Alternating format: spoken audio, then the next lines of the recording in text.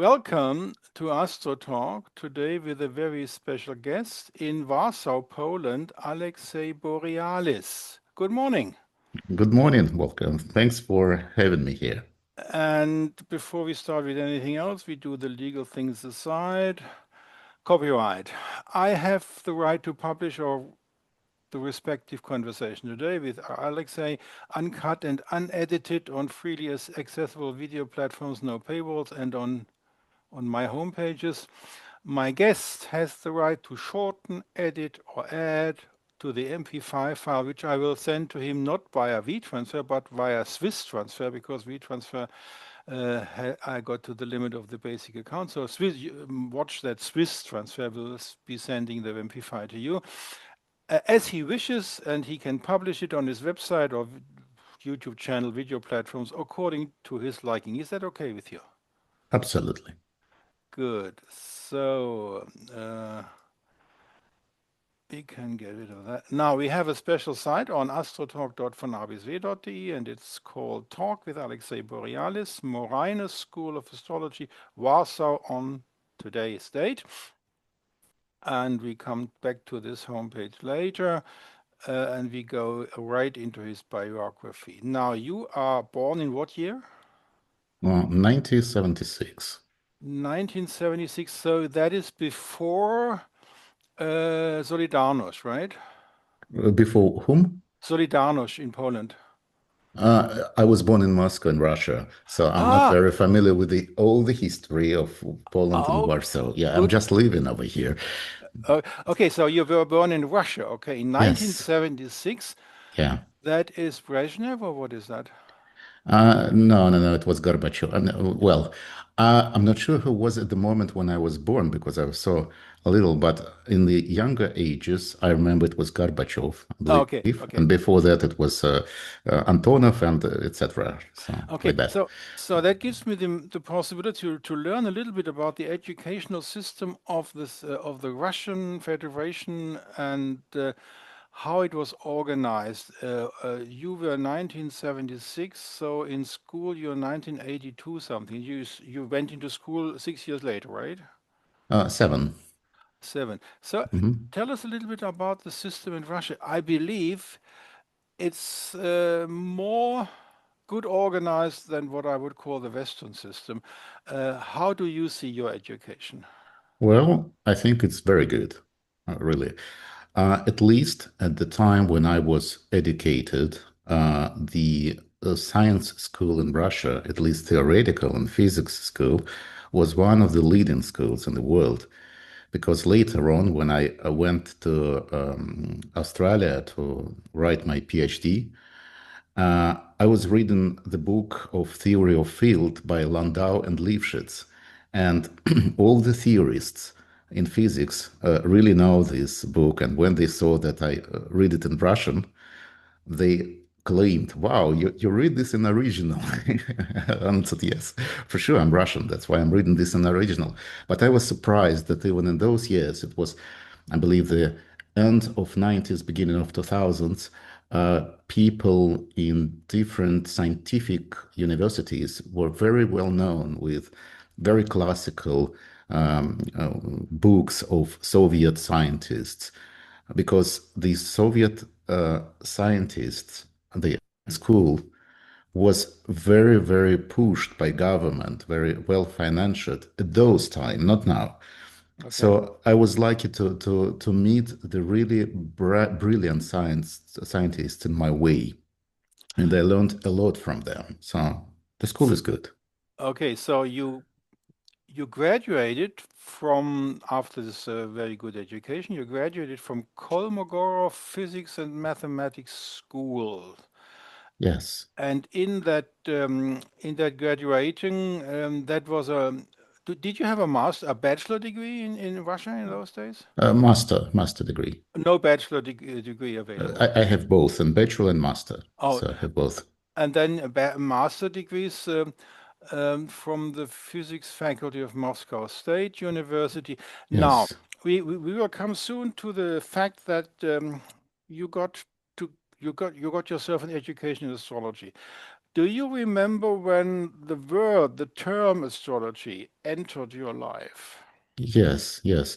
It was in the, I would say, in the beginning of 2000s. I don't remember the exact year, probably 2002, 2004, somewhere about this period of Okay, so time. we keep that for later because before 2002 something else happened.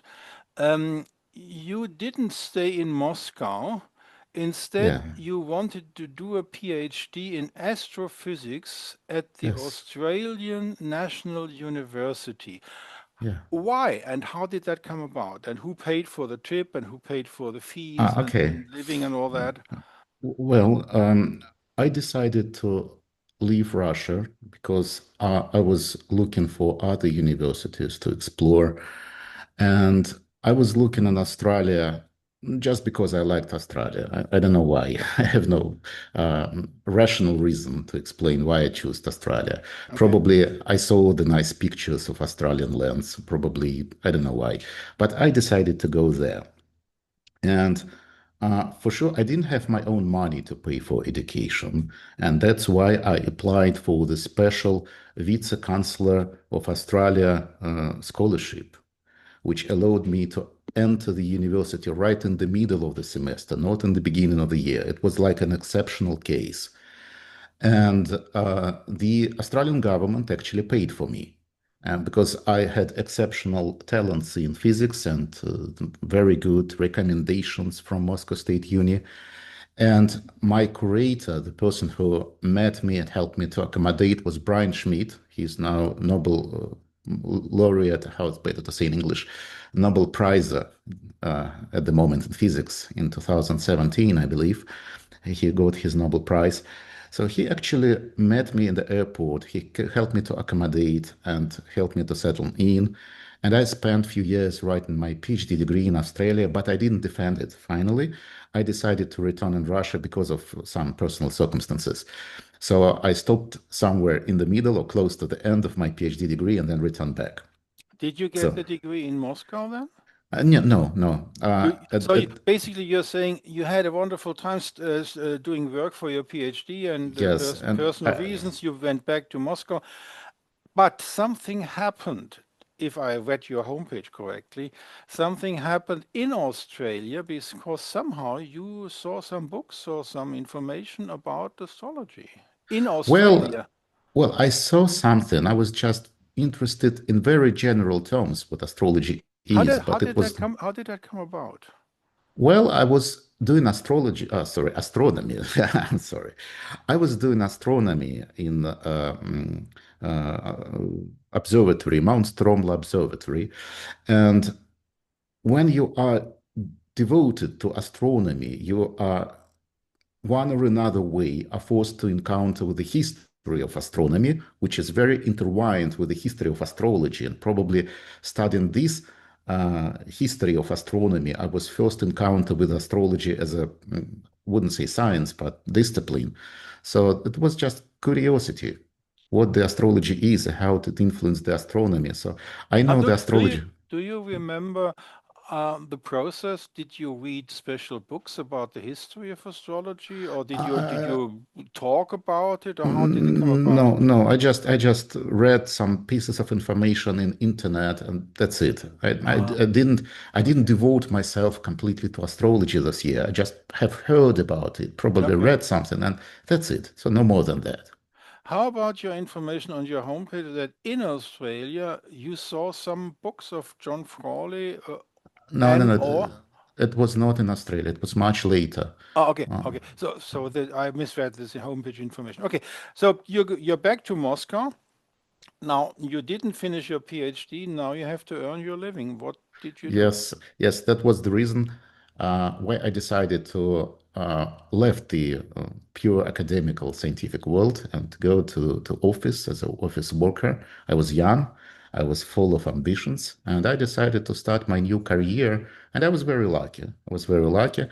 I changed several companies, and I was growing up in career ladder quite quickly.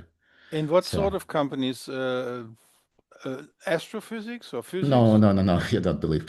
I started as IT support guy. Then very quickly, within a year or probably two, I became the leader of the IT department of another company. And then I came to oil company in financial management department. So I have Okay, different background. what year are we when in that oil company? What year is that? Well, I believe, I don't remember exactly, but I believe it was 2007, Okay, to 2000, around about yeah, 2007. something like Um, that. you are still not an astrology addict, so how does it go from there after the oil company? Any other jobs? Yes, I was working in IT security company, Okay, then in other IT integrator company. So I was most of the time devoted to the information technology sector, okay, not just because of my education. okay, And what regarding the astrology, it was again somewhere about 2006 or 2007. I don't remember exactly, but my mother, when she was retired, she asked me to find the school of astrology for her. And I didn't have any criteria how to filter out the best school of astrology yes, among all the other schools. So the only criteria which I just created for myself, because I read and heard that astrology was developed as predictive tool or predictive discipline. mm-hmm, So I decided to investigate websites of different schools of astrology. mm-hmm, And I was looking at the published predictions with the fulfilled outcomes, but I failed. I didn't find anything like that. But anyway, during my investigation, I saw a school. It was a Russian school in Moscow, quite popular, by the way, who taught, among all other things, the mathematical apparatus of astrology, like formulas for calculating ascendant, medium, solar, etc. And when I read it, because I was a scientist, I was very surprised that astrology is actually a mathematical discipline, a very accurate discipline. okay, And I was curious, how's that possible that something which used to produce very vague phrases, very strange, unconcrete, and unexact statements can utilize, heavily utilize, very accurate and exact mathematical apparatus. So out of curiosity, I started to study astrology. So okay. that was what my entry point. When you did this survey of Russian schools for astrology, is that correct? It was the Moscow Academy of Astrology, it was called this way. But yes, I studied all the Russian schools and How found many this. people in Russia who had schools did you find on the internet in Russia? Uh, Was astrology something more centralized on St. Petersburg and Moscow, or did you find it in mm, Vladivostok and all around the country? those years, it was the beginning of 2000s. I would say astrology was concentrated in major cities like St. Petersburg, Moscow, and etc. Okay, And the number of schools was not so large. okay. There were probably were 10 or 15 schools which were known, well known, and all other were very small. So But nowadays it's different. for the vast region of the Federation of Russia in those days, because now we are in the Putin years, because Putin became president in 2000, the vast region of Russia with 11 time zones had 10 to 15 schools. In those days, if you take the Western world, 150 schools or more might be more what we had on the Western side. Okay, so you decided to take this Moscow special school and study astrology there. Can you elaborate it? What did you learn there and what books did you use? Well, the books which we used were the book of modern Russian authors and modern um, uh, Western authors. I don't remember all the names. It was not that Do you remember one outstanding book? well outstanding, which were very well discussed. The book of Alexey Vronsky, Okay. and was the series of book consisted of 12 volumes, and it was the major Russian book of astrology, which laid the basics for the astrology in Russia, I would say. Okay, But so does that mean you had something very special in Russia? I don't remember having seen anything in a Western vernacular language. Um, we have a lot of books on astrology, but a set of 12 books doing everything in one author name, I don't think we have that in the Western sphere. So you have something very special in Russia. Is that still today the case that this is still updated and people still read those 12 books? yes, yes, they do. I mean, that's still technical book. Okay, so how long did you study astrology in Moscow, in this school? not not so long. I jumped out of this train within a year because I realized that the school, at least the modern kind of astrology, psychological astrology, it is not interesting to me. But just a minute, that means this author of these 12 books, what was his name? Alexey Vronsky. Vronsky. Vronsky. Vronsky Mhm. was a psychological astrologer. He was, yes, mostly, I would say. He did he did write about some predictive techniques, but they were still very vague. I mean, Okay. they were not concrete. Would you know, did anybody talk in this Moscow school about the background of Vronsky? Where did he learn it? Did he have Ye- special uh, Western teachers or Russian Yes, teachers? yes. He actually claimed, I mean, the only source of his knowledge is himself. I mean, he was the only author or the only authority about his own knowledge of astrology. He wrote in his books that he was studied in a special German institute, which was the part of the Third Reich, and he was the personal astrologer of Hitler and of Stalin, and he actually he knew the all secret of the world, and he consulted two So major countries. basically he was lying, right? I don't know, but I believe so Well, because there are no evidence. There are no evidence. we have research on the astrologers in the Hitler surroundings and Himmler surroundings, and that's Kraft and people like that. It's not a Russian. Yes, I believe that he is lying because I can say that I don't have any evidence that he's saying truth. Okay. Until I don't have evidence, I believe he's lying. So Yeah, let's okay. put it this way. Okay. So after 1 year, you dropped out. Now you are, the virus of astrology has infected you, but you didn't find a school satisfying your Yes, needs. yes. How did you go about that? I found the school of Rob Zoller, Oh, and just a minute. yes, hmm Now we go back to our homepage because I put something on there. You found this guy. yes. How did you find Robert Zoller in Russia? I don't think he ever went to Russia, did he? I don't think so. Yes, Yeah, okay. I found How him by Google. you found him by Google, and did you Yes. find his online course? Yes, it was taught already not by him, but by the New Library London. It's Yes, okay, the because project. Yeah. he had Parkinson since Mm-hmm. 1919, and Mm-hmm. he wasn't so good in teaching anymore. Um, did you do the certificate course, or did you do certificate and diploma course? Just certificate course. It You was did enough this. for me.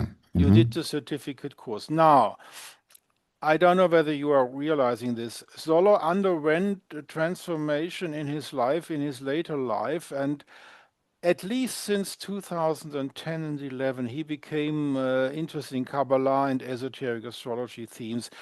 Did you ever came about this esoteric side of Zoller, or was that not in the material you read? I read a lot of Sabian tradition, so I think that some of these esoterical beliefs and interests were expressed in this work. So I read about Sabian symbol and Sabianism in his. You mean the Sabians of Haran? Yes, yes. Did that intrigue you to do some own research on the history of the Sabians of Haran who were living in Persia 200 after Christ, Anno Domini 200, till the Arabs took over the area? And the Sabian of Haran story is a very intriguing story, but you didn't do your own research on the history of the Sabian history background. Nope, nope. It was not the main area of focus of my interest. Okay, but you realize that there is something in Solar's work, if it's mentioned in his certificate course, that there is something more which is, let's put it this way, not mathematical and not rational. Yes, there is something, but What did that do with you? well, actually, Were you concerned that you are on a path which doesn't comply with your needs? yes, it was still didn't satisfy me. I mean, the course, but the only positive thing which I carried out from this course was understanding that my initial vision of astrology as a predictive tool is not just my personal vision. This is actually the history of astrology. Because in Russia, they do not actually teach the history of astrology so accurately as Robert Zola did. So I didn't actually know that astrology was so much about the prediction. And I knew this from the Robert Zola's course. But what Okay. about the techniques? I mean, the Arabian techniques, which I took, at least in the form that they were taught, I failed. I failed to make an exact prognosis based on these techniques. So Okay, I wasn't just a satisfied. minute, just a minute. Robert Zoller is famous that he relied heavily on Bonatti, 13th century. Did you read, besides the certificate course material, did you read Bonatti Yes. did Ben Dykes, has Ben Dykes already published his Bonatti series? No, it was before him. I don't remember who was the translator of Banati before Dykes, but I read this earlier translation Okay. of S- Banati. So how was your experience with the Bonatti material? Still unsatisfied? Still unsatisfied, yeah. Okay. Very, very watery, I would say. Not concrete, not enough examples, not enough algorithms. They are not, I mean, that's not the educational book.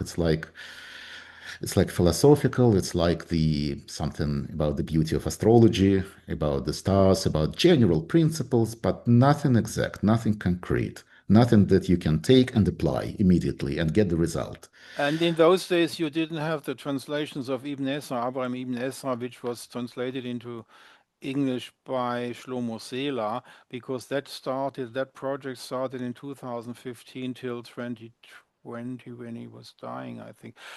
So you had no possibility to read Ibn Ezra to compare those materials, whether they would satisfy your needs. Those time, yes. Those time, yes. Did you read them since then? Yes, yes, I read them, but not completely, but partially. Partially. How's your impression of Abraham Ibn Ezra's work?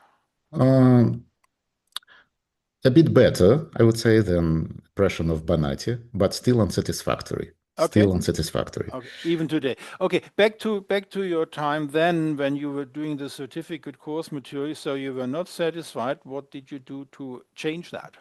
Well, I didn't do anything because I didn't find any better school for traditional astrology those time. But everything changed one day when I encounter the books of John Frawley, Oh, Foreign Astrology. just wait a minute, not so fast, because I'm very interested in how that happened. John Frawley is a very interesting guy, and on the homepage for this talk today, we have a lot about John Frawley. Okay, when did you first hear the name John Frawley in your life? From the book. I just encounter his book occasionally. When was that? Someone brought it to me and showed the book and just recommended to read. I don't remember the exact details, but I remember my fascination when I started reading that What book. time frame? Probably 2010? 2008, 2009, probably something like that. Okay. So you found his books. Yes, yes, and I started reading. Did you ever meet him?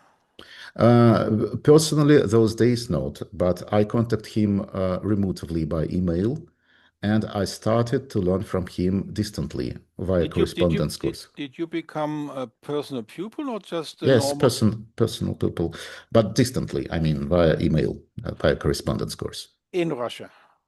In Russia, but we spoke in English for sure.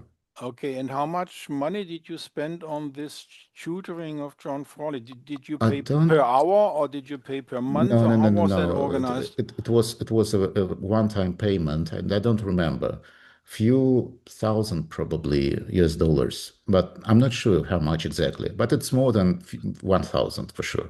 So between 1,000 and $5,000. Somewhere there, yeah. Never met him, read all his books, I suppose. Yes, but I didn't met him personally those years. Okay, I met when did you meet him? here in Warsaw because he also lives here in Warsaw in conference, an Okay, astrological we come conference. back to your Warsaw time later. Now we are still Mm-hmm. in Russia. Mm-hmm. You do this education with John Frawley, and you're rather intrigued that he is able to tell the results of a football game or something like that. Did that impress you?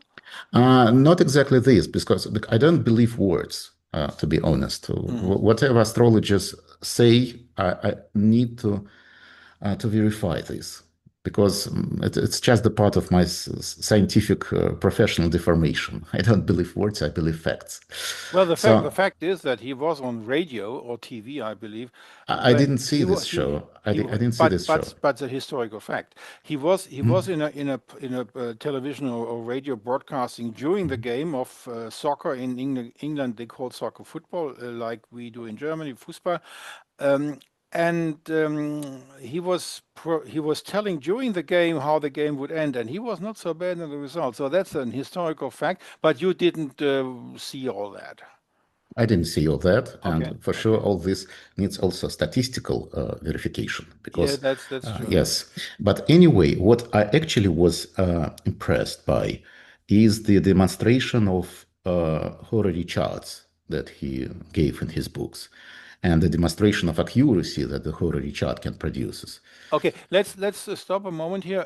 For all this education, private your private pupil of Frawley for a couple of money. Um, did he, in his tutoring, tell you where he learned it? Did he tell the Olivia Barclay story, and did he tell the William Lilly background of his work, or did he No, give you the impression that's me and I'm only me, and and you never heard Lilly or Barclay as name? yeah, oh, I heard about Olivia Barclay. I mean, it was easily could be found in the internet, so it was not a surprise for me. Ah, But okay. there was not a special part like history of me and my background in the course, and I Ah, didn't ask. I didn't ask, and you didn't because ask. I generally knew the source of this knowledge, so I was more interested in the knowledge itself rather than in the Okay, origin of it. did you take this information by heart and read William Lilly's Christian Astrology by Yes, yourself? yes, for sure, very carefully. And again, William Lilly is unsatisfactory author. Absolutely, It's not your cup of William Lilly doesn't satisfy you absolutely. personally. We are coming to the result of this unsatisfaction. Uh, when did this Frawley education end? What year are we in now? I think in 2010 or something like that. So Okay. it took about half a year, probably 8 months, something like that, between 6 and 8 months to Okay. complete the full course. Okay. What happens next? Because now you are in the situation you had Zoller, not my cup of tea. You had Frawley. I'm still not satisfied. I want the real deal. What happens now? After that, I start making my own predictions. And surprisingly, some of them, not all, but some of them, were fulfilled up to a day, up to tiny details. And I realized that the chance of random guessing the exact date or the exact combination of different probabilities of different tiny details, the overall probability of such random guessing tends to zero. So I realized that this couldn't be a random chance. So it is the outcome of accurate prognosis.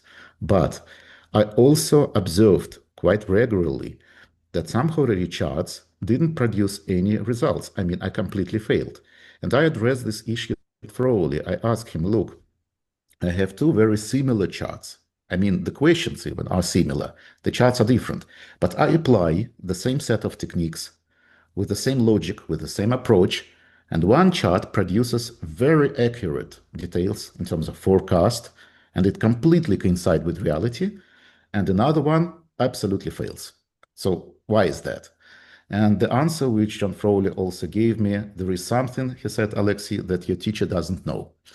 And that was the point which was unsatisfactory for me. All the rest was absolutely fine with John Frawley, but I regularly observed that some of prediction failed, and I couldn't understand why. Why? Okay. Why is that? And I started my own research. Now, just a minute, just to get the picture clear. Did you live, did you earn your income with astrology client relations, or did you have a bread and butter job and astrology was beside that in Uh, in, 2010? in the beginning, nope, I didn't have clients. I didn't teach astrology to the students. I also practiced with friends, relatives, and Okay, etc. I mean, that was a what starting in point. 2010 when that Frauny course ended, what was your bread and butter job? I think I was in, it was American company EMC, and I was in IT sector over there. I was IT consultant, yes, and I was Was it a traveling. full-time job or Yes, half-time? it was a full-time job. I was traveling around the world quite intensively because I was in the international team, and I did Okay, consultancy. in 2010, 2011, you are in a company which enables you to travel the world. Now, when you travel the world, that means everywhere or Western countries? What was? Everywhere. So Europe, USA, and even because of your East. Google research, you did know how many astrologers and astrological associations and networks were existing in all those in all those countries. Did you have the opportunity when you went, for example, to Vietnam, to look up the meetings of the astrologers there, or when you went to Washington or San Francisco or London or Toronto? Did you have the time as an employee of this company sending you there on their IT business to do some meetings with astrologers? Did you meet astrologers Nope, on nope, those travelings? nope. Was it an incentive you didn't have? I didn't have time because the consultancy job was very intense. So you would have I, loved to do it, but you didn't have the time. yes, yes, Okay. 2010, 2011 full-time job. Astrology is in the evening and on the weekends. You did some astrology friends and relatives and all that. What happens now in this in between time? How did you continue your quest to find the real deal? well, actually, as I said, I did my own research. I start making lots of predictions because people came to me. I didn't charge money. I just was training, and I made prognoses, lots of prognoses, and I started to notice with time that there is a common background between the charts that produce the actual results. And I was lucky to formalize what is this common background. And actually, it was the basis of the filtering process, according to which I could already understand right in the beginning if the horary chart contains the answer or not. And after I was able to formalize this criteria, a good portion of questions which were addressed to me as horary astrologer were rejected, and only small portion of these questions were accepted.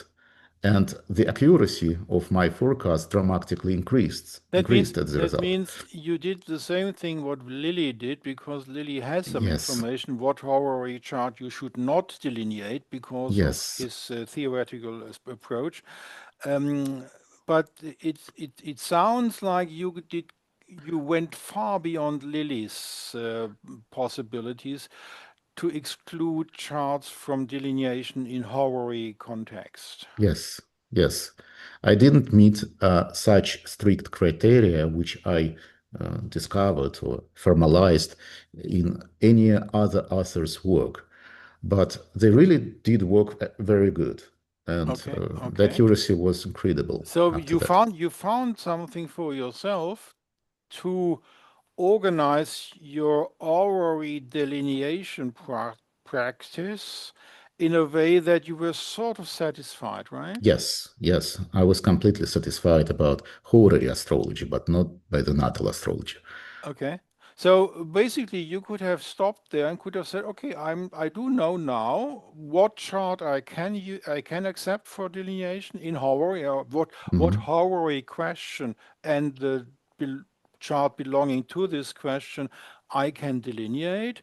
And you found out with your specific experience and your research, okay, this chart is good. This is goes in the trash, and I only delineate this one. And with those charts, how percentage right? 80 to 90% success? More than 80, more than More than 80. So you're basically in a situation that could suffice for starting having clients to pay for the delineation. yes, yes. Well, actually, I started my client practice, and moreover, when I When was did that? When did you start your client practice? about 2012, I believe, or something like that. Okay, now we are at the starting point. Now we have the biography, we have how you went from A to B and to C and to Z, and now you have research done. You have now a plausible approach to do a client practice for horary astrology. Why not Mhm. stick with that and forget all the rest? Well, actually, what I did, but not with just consulting. Also, people came to me asking to teach them horary astrology because I published my predictions on different forums. And when the predictions fulfilled down to a day, it was very impressive for Okay. Russian audience because until then, I believe Russian astrologers didn't see the accuracy like that. Nobody believed that astrology can produce such an accurate results. So people came to me. I mean, regular people, astrologers, people, the people who actually were the visitors of these astrological forums, and they asked me to teach them. So I decided to create my own business and start astrology. And is And that the time in 2012 or a bit later, I believe 14? 2014, 14, 13, 15. Okay, something like if that. we are in 2014, 15, now we have the Crimea crisis in 2014. Uh, have you been interested in politics in those days? No, no, Okay, I um, always far let's away leave from that this. aside. Okay, in 2014, 15, you quit your bread and butter job? Yes, yes, I started my own astrological business. Okay, what are we talking about? 10 pupils per month, or how did you organize your training? Did you have a course for a certain amount of time, for let's say for 12 months or 6 months? How It did you was a organize? 6 month program. And Six, what was the aim? What should the pupil be able to do after your training? they were able to make predictions based on the horary With astrology. on Yes, they were able to answer oral questions. yes. Okay. How much did you charge for this 6 months course? Mm, let me remember what the course of Russian rubles was of those Oh, time. just a wild guess. No, we don't have to go Uh, into the monetary nitty-gritty. Just given us oh, impression. Are we talking about $2,000 or $1,000 or well, somewhere between 1,000 and 2,000. I dollars mean, in dollars. equivalent? In equivalent. Yes, no Okay. more than that. How many pupils in the first course did you have? Oh, not so much, about 10 or something like that. Well, My we are talking first about course. $10,000 for 6 months. That's not so bad. It was just the beginning. Okay. 10 was And much better. how did it develop? What was your peak experience Sorry. Mhm. with pupils? You changed your model, your economic model recently. Now you are only teaching astrologers, but in those days you were teaching people who wanted to learn horary astrology. And what Mhm. was your peak course? 50 pupils, 100 pupils? How many? More than that. So it was much more than two or three hundreds. I mean, Was it online? partially online, partially offline. I mean, What does that mean? You are living in Moscow and they had to come to your place? those time I was living in Moscow and I rent a huge office and I was living in Cyprus for some period of time and I started offline courses over there.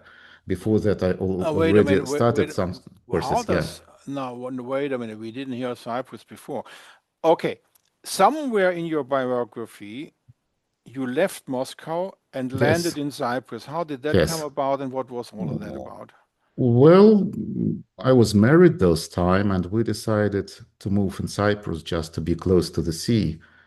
So Well, that was but the but reason. you're leaving the Russian Federation. You could have gone to Sochi, which is sea as well. Well, because I love Cyprus. I mean, for some decision, I don't have logical explanation. Okay. Your wife, we haven't heard of her yet. When did you meet her? It was in my courses. So she was one of my students those days. So we are talking about 2015 something.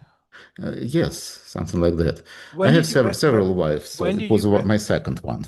this was this was your second wife? Yes, Okay, what yes, when official. now we have to go back in your biography. Hmm. In what years did you have your first wife?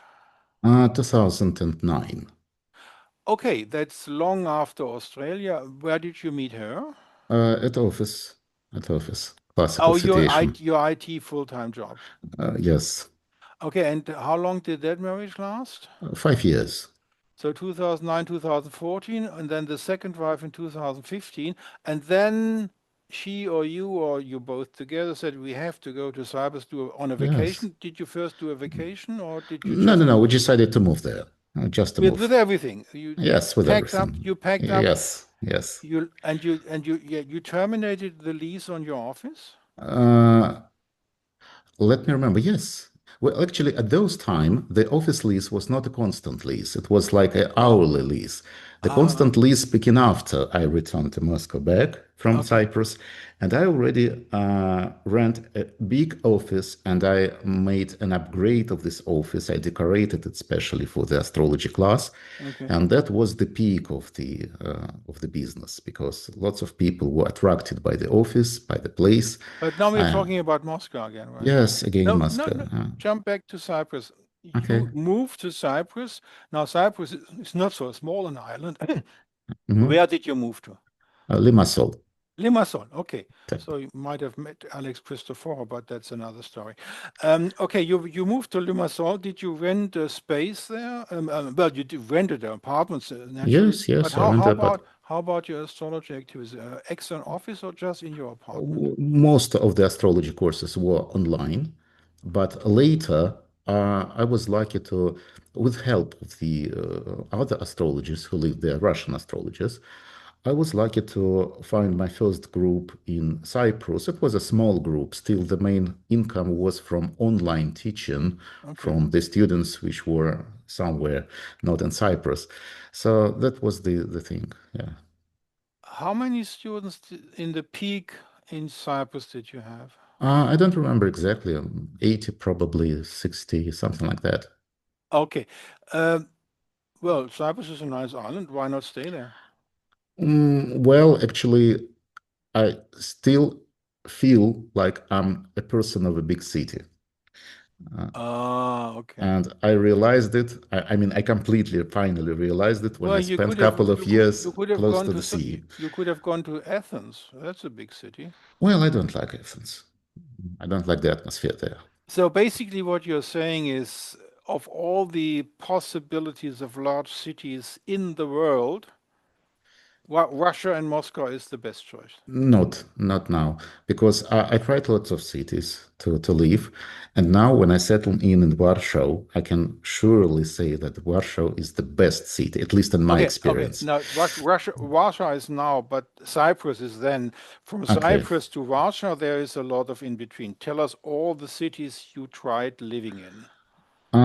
I spent lots of time in Cambodia, like Ah, okay. 3 or 5 years, quite a lot. But not, it was not just one stay over there. It was like different stays, Okay. one for the year, the second for 2 years, and etc. Nice region, good Yes. living conditions. The tax is not so high. Why not uh, stay there? Australia when I spent a couple of years, Cyprus when I spent a couple of years, and here finally in Warsaw. So these are the But city when wait a I. minute. Wait, not so fast. Not so fast. We are talking about the time frame 2015 to 2025. That's only 10 years. Okay. So it sounded like 50 years, what you just said. So basically, you're telling us there was a sort of wandering phase from 2015. When did you finally settle in Warsaw? It was 2 years ago. So 2023. Yes. Before So, that, I spent 5 years or 4 years in Tbilisi in Georgia. So that's oh, another city I forgot to okay, okay. mention. So we can leave it at that. So basically, we are realizing that you had a wandering phase, the wandering like Abraham ibn Ezra from, from one town to another. And teaching online is possible in those days, so you didn't have a problem to earn your living. What about you mentioned that your second wife is not your present wife, right? Yes, When yes. when did that end, the second wife? Uh, about 1.5 year after we married. So it was a very short So marriage. 2017, okay. When did the third wife come into the picture? Uh, Again in 2017. Okay. Where did you find her? Um, it was a casual meeting on the evening class. Oh, So okay, okay, it okay. was just very casual meeting. Is she still your wife now? Yes, yes. So now you are settled with your third wife. Do you have children? Nope, I don't. So after long wandering phases, how did your wife like this hopping from one town to another? Did she enjoy it or was she unnerved by it?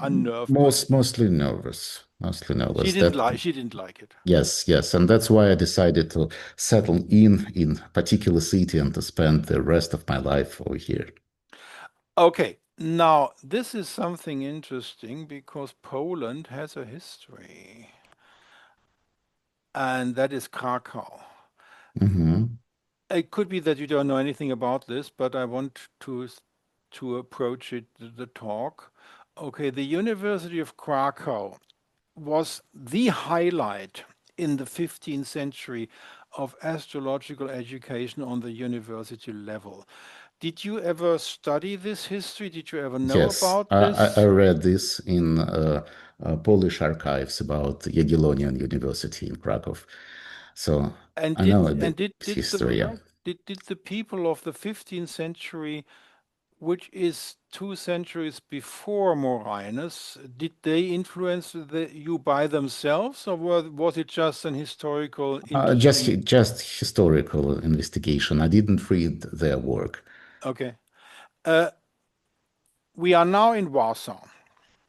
Now, somewhere in this period from 2015 to 2023, when you landed in Warsaw, you must have come about Jean-Baptiste Morin de Villefranche, Mhm. abbreviated in Latin Morinus. When did that happen? Now, please, in very short steps. It was happened when I was living in Tbilisi, Georgia, Okay. in this 4 year living period. And I just discovered these books. I mean, I started reading and I Oh, wait, understood wait, that, wait, wait, wait a yeah, minute.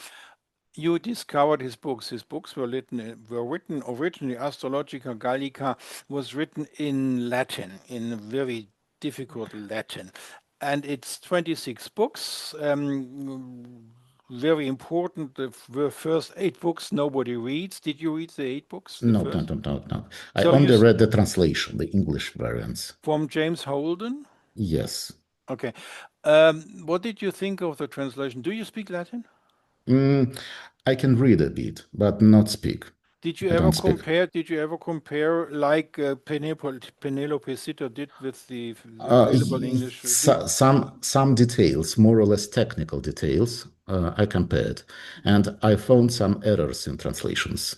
I don't This remember exactly. It was not on the 21st book. It was, I believe, the 16th book about the strength of the planet, or 18th. I don't remember the exact number of this book, the strengths of the planets. And I was very confused by one chapter, and I was forced to go into the Latin So original. what And what you're telling us is we have not we did have the problem. Well, we have the problem solved with book 21 because Penelope Sitter did a beautiful job in doing a good translation. Now that means what you're saying here is we still have a task to rectify the errors of the other translations. Well, I think, yeah, the error is always possible. I mean, that's not, But it there's shouldn't be, it shouldn't, nobody is working on that, right? I don't know. Probably someone works, but I'm not aware of them. Well, you would know if somebody really did that because that would be Well, on the I internet. believe That so. would be all over the internet if somebody had the project. I do a new translation of book 14 till 26. That would be available as information. And we Yes, didn't I hear would that. So, know. okay. So you read the James Holden books. I have them in my cupboard as you have. But you didn't read the book 1 to 8, which is probably something, this desideratum that please, somebody on the audience, please read the books and tell me in a video about it, because it seems to be very important for the ground of Morinus' belief system and cosmology and so on and so forth. Now, when did you read those books? Mm, it was like 5 or 6 years ago from now. So, 2019, 2019. yes, I believe something like that. 2019, 2020. So this Now, the period. it is one thing to read a complicated book like the Morinus books, Yes.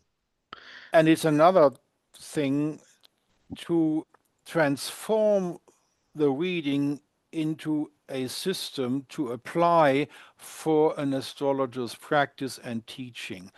How did you do that? Because in Germany we have Sindbad Weiss who tried to do that, and Sindbad Weiss is a very interesting five cornerstones of astrology in German, which they did what our guest did. They read the books of Morinus and they read some French translations of his, and some shortened translations, some paraphrasia, anything. Sindbad Weiss tried to put the doctrine of Morinus into 5 books called The Cornerstone of Astrology in German. It was never translated into English, I believe. And that was in the Weimar Republic time. That was in 1926, 27, something around there. And Sindbad himself died a couple of years later, and Mr. Weiss emigrated to Argentina, I believe. And in 1986, he published something there. But this tradition is, nobody knows about that, basically. So in your case, you are unique because you did the same thing those 2 German astrologers 100 years ago did.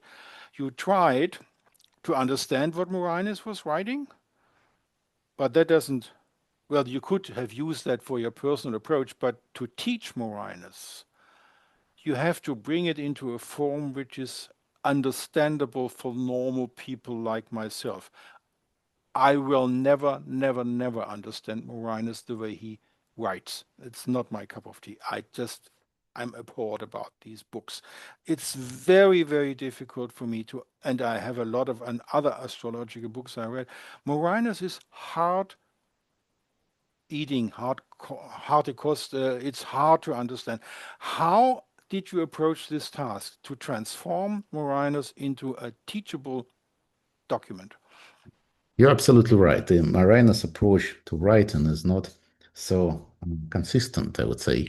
Actually, what he does, he refers to other books, implying that you already know the content of these books to understand what he is writing about right here, right now. And that's the problem.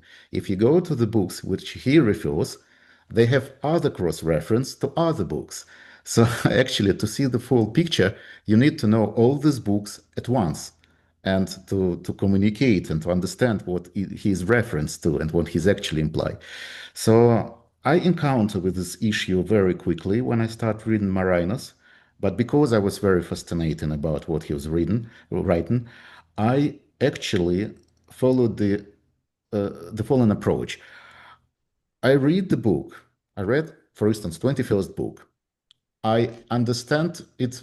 Well, 25% of this is understandable. 75 is still in question. Then I read another book. And when I read another book, I understood what he actually meant in Wait, 21st book. when you say another book of Morinus or another book Yes, of? of Marinus, yes, Oh, okay, like a book of strength of planets. Here okay, I realized what exactly he meant in 21st books. okay. And after that, I return and I reread the 21st book again with knowledge of the 18 books. Then I read another book and understand what exactly he meant in the 18th book and in the 21st book when he But wrote but about this. but shouldn't you have read his references, authors as well, to understand everything? It's actually impossible to follow the reference because if you follow to the reference, you got it into the same trap. In the book, when he actually explains the reference, he's references to other books, and that's the problem. So actually, Ah, okay, my okay. approach was very straightforward. I eventually was forced to reread each of the books at Okay, least 5 times to okay. understand the complete system. So that's what I did. I spent lots of time and rereading them again with new understanding, again with new understanding. In this, like step by step, refining the complete picture, which actually he meant or had in his mind when he was writing his books. How many years are we talking on this task? Well, it was about 1.5, probably years of just reading and rereading, just understanding the basics. And then I spent about 8 additional months to uh, express the 22nd book of directions into the language of modern mathematics.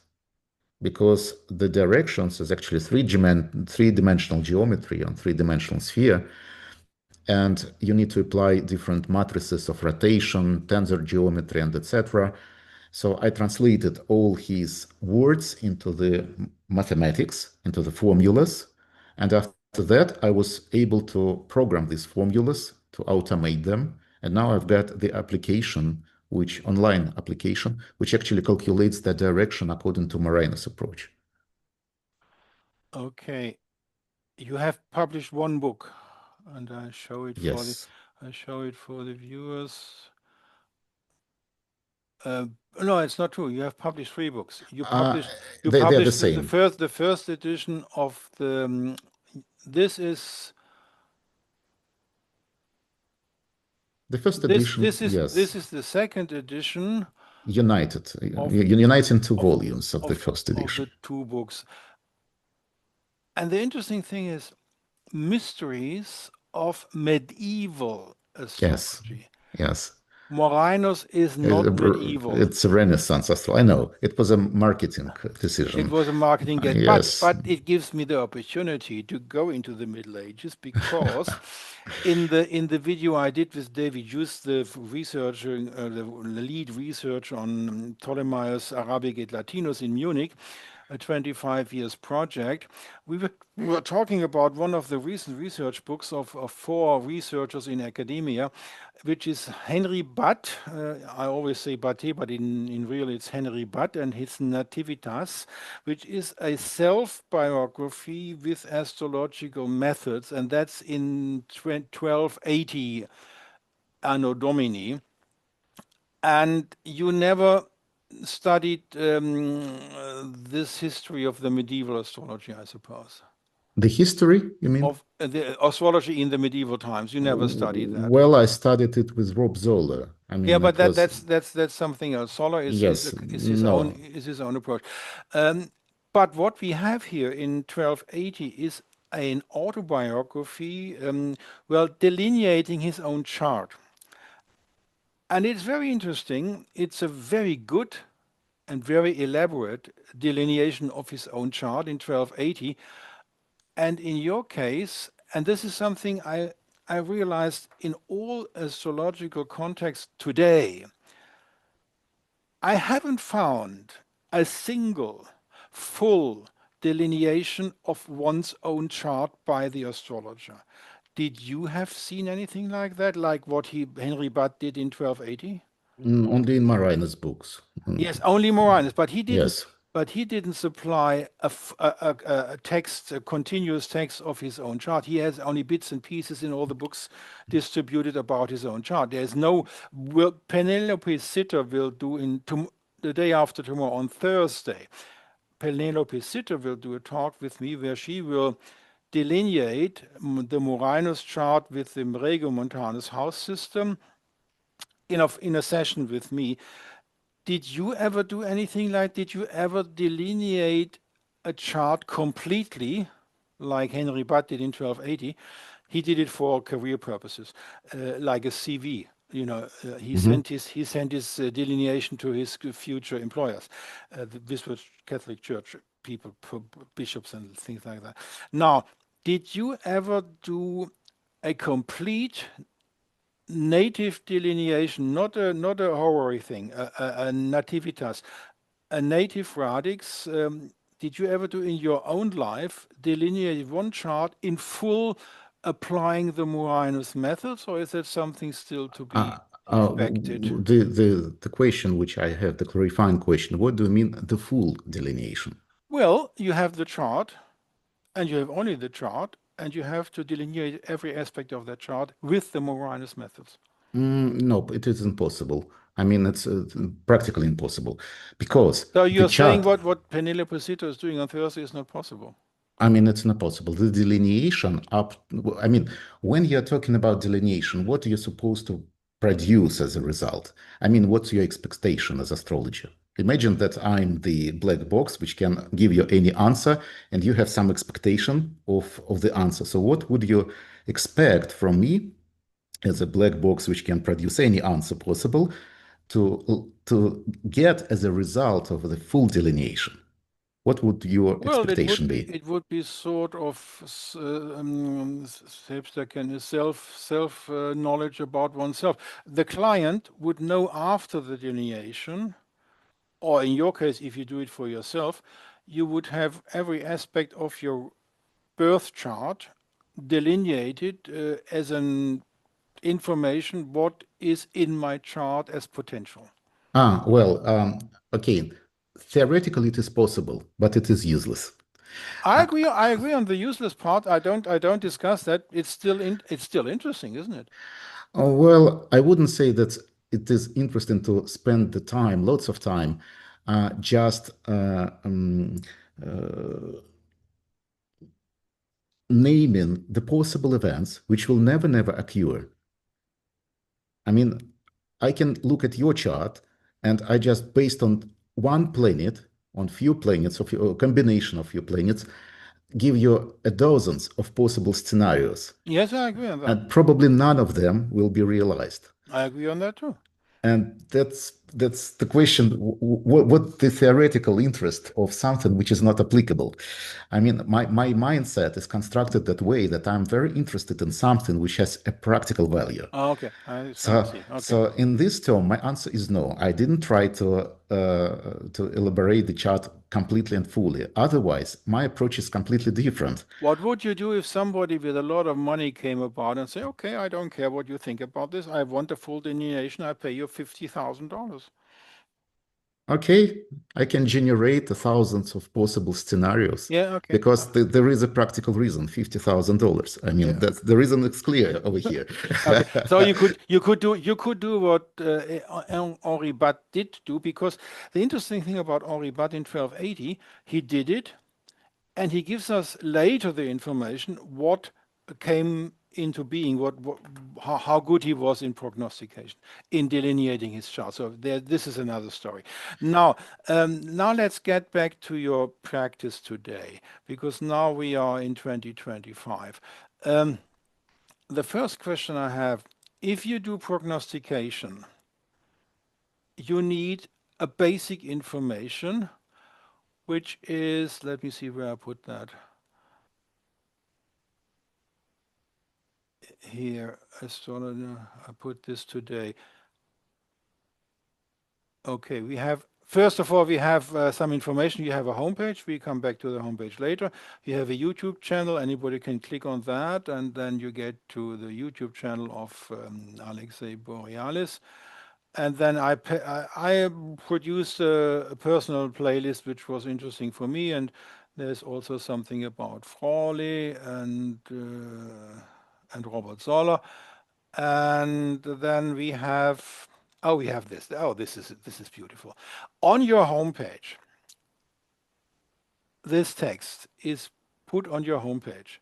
And I researched. It either doesn't exist or it existed and we can't find it today. What's about this Mercurius Trismegistus Liber de Sapientiae Potestate Dei Moscow Linet Publishing 2020. This is on your homepage as one of your Yes, references. What is yes, that? And yes. where it's not It you can't find it. Well, this the publishing house, URSS. I think this is the name of this publishing house. I hope I pronounce it right. URSS. This is a scientific or university publishing house who produces the books for the university students. And actually, it was a time when I was studying Latin, and together with my teacher as a practice, we translated the book of Trismegistus from Latin to Russian. And actually, when I translated this book and I self-published it, later this URSS publishing house in Moscow came to me and asked to sell them rights for this book. And I Oh, sold all the rights and to this publishing house. you sold this as well, and that is why we can't find it in the research because now under this ESPN there is a total different story. Probably it was ISBN which I was used when I was publishing. Nowadays, the publishing rights are already transferred to a publishing house. Okay, now what is intriguing about this? You spent some time translating something which has to do with Mercurius Trismegistus, which is Mercurius is Hermes, which is Hermes Trismegistus. I'm very much into Hermetic literature and into the university approach in Amsterdam and all that with Wouter Hanegraaff. This didn't influence you. You didn't become a Hermetic. No, I didn't. Why not? Actually, well, the way it was written, uh, it was again very not concrete. I mean, as any esoteric text, you Okay. can read it different ways, you can understand it differently. And it was my research, it was my practice of Latin, but it didn't become the part of my soul, I would Okay. say. Okay. And now, in your practice today, you do prognostication. You wrote a book about prognostication. Hmm. And if you do prognosis, you need a birth time, which is Hmm. true. Hmm. Because if the birth time is wrong, the primary directions get out of your hand. Now, in German, we have we have this book about rectification, we have this book about rectification, and we have this old book about rectification. And I go to the English text. Okay, the problem is you didn't write a book about rectification yet. Do you intend to do it? The part of the rectification, I mean, the chapter of the rectification, Oh, in your is book, in your is prognosis. included already. Yes. Okay, what methods do you use? Well, the There's a lot of old methods and intermediate methods and modern methods. Tell us what rectification methods does Alexey Borealis use? By the way, is Borealis your real name from the beginning? yes, yes, yes, absolutely. And I mean that. your parents' name No, was it's not my parents. My parents, no. how did you get the last name Borealis? Because Well, it in sounds like the light on the North Pole. yes, yes, it's Latin. Actually, in Russia, the laws of Russia allows citizens to change their surnames. Ah. So you So decided I I decided, want to have this light association of the Northern yes, Light in my yes, yes, last yeah. name. Okay. Okay. Quote, the practical goal of rectification is to determine the exact position of the ascendant and the midheaven. Would you agree on that? Yes, for sure. Okay. Which methods do you use? Primary directions. Okay. How far do you go in your experience? 6 months, Christoph Schubert-Weller, who was a former president of the German Astrology Association and who wrote all these three books, I have them all here. They are these three books. Yeah, okay, it's three different the different book things. Uh, it's a story in the 1980s and 1990s and 2000s. The people who wanted to become certified examined astrologers by the German Astrologers Association with an exam, they had to know how to rectify a chart. I don't know whether it's still the case today. In the Anglo-Saxon sphere, rectification of birth time is not so well loved a theme. You need it. How many methods do you use personally if you rectify? Just one, just primary direction. That's enough. Nothing else? Nothing else, nothing else.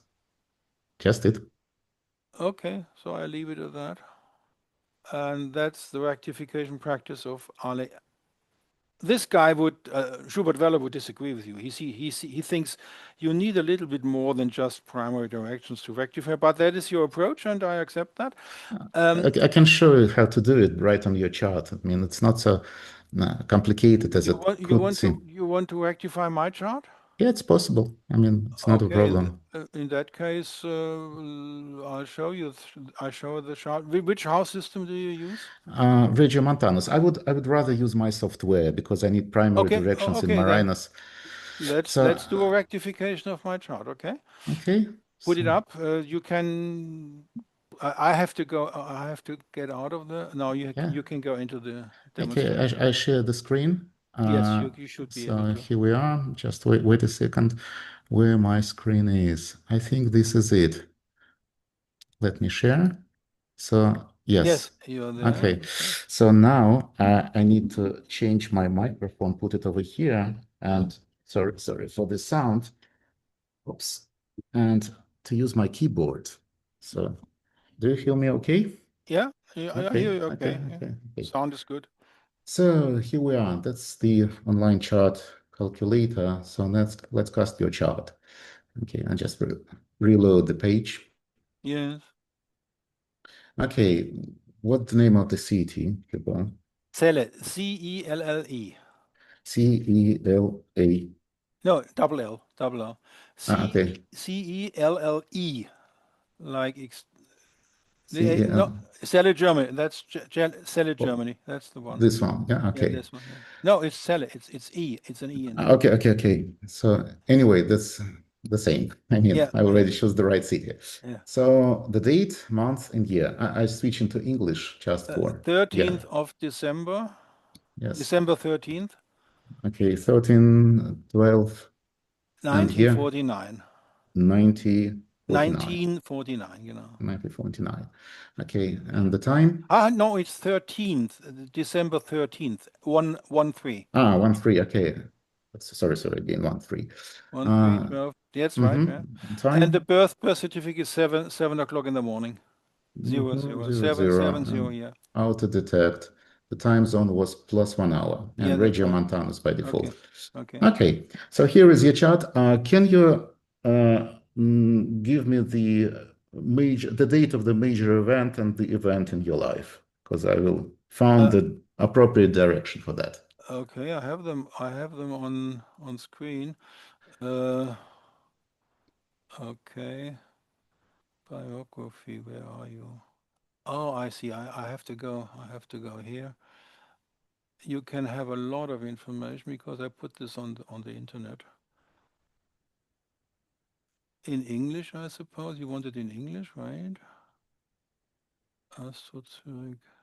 Meanwhile, I will Okay, now you have my life here. This is my life. I just initiate new Google table because I need it. Oops. Okay, who we are?